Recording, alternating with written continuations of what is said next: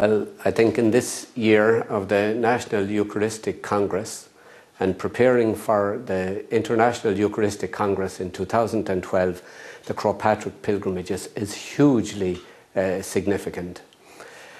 The theme of the Eucharistic Congress is communion with Jesus Christ and with one another. And people going on pilgrimage differ from people going on a tour or on holiday. Going on a holiday, you choose the people with whom you will travel.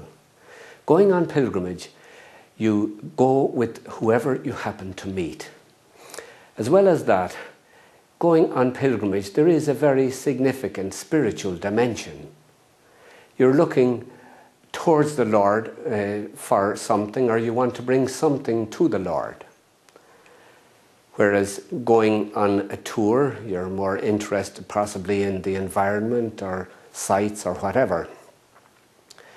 Now, going on pilgrimage to Croagh Patrick, it is a very penitential exercise, there's no doubt about that.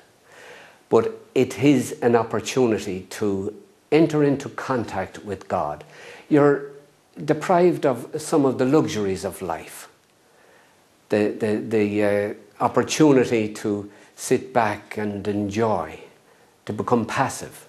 Whereas on pilgrimage, you're active, you're participating, you're sharing with others, and you're also sharing with God, because you're conscious of the fact that you are on the pilgrim path of life. You're endeavouring to acknowledge the faults and the failures and to bring all of those to a merciful and a forgiving God.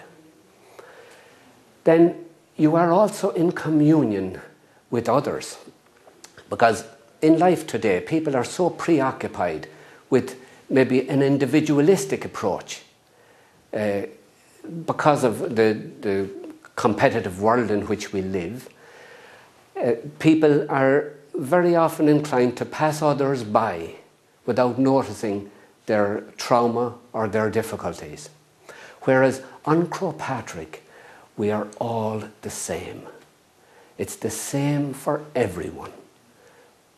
We find that there is an opportunity to pause and reflect and to pray, and a need to rest.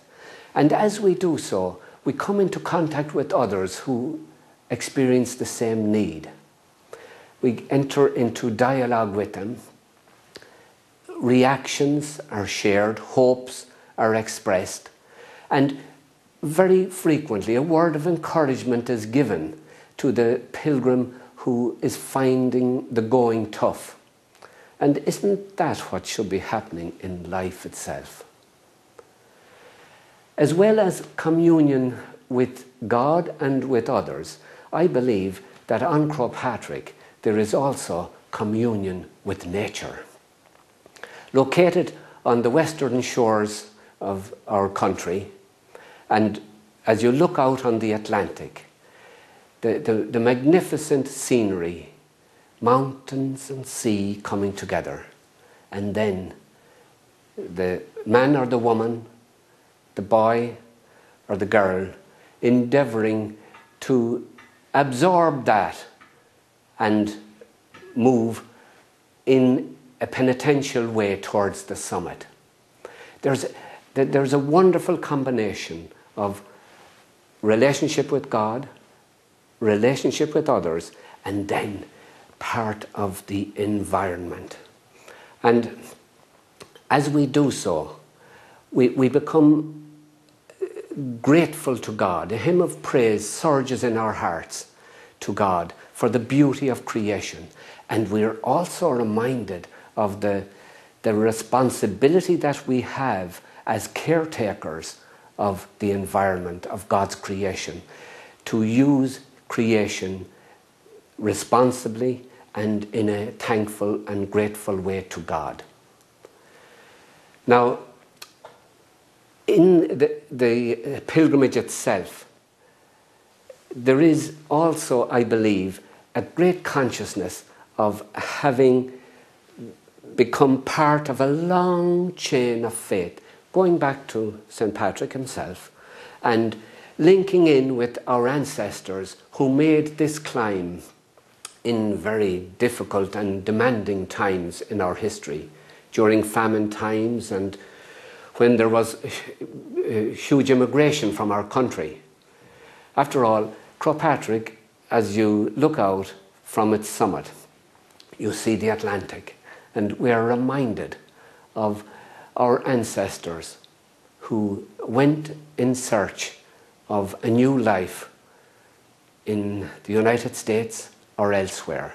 So for me, Croagh Patrick brings together so much that is very significant and very real, and in fact is part of ourselves. The spiritual dimension with our relationship with God, the relationship with each other, then the relationship with the environment, and our relationship with those who have gone before us in history.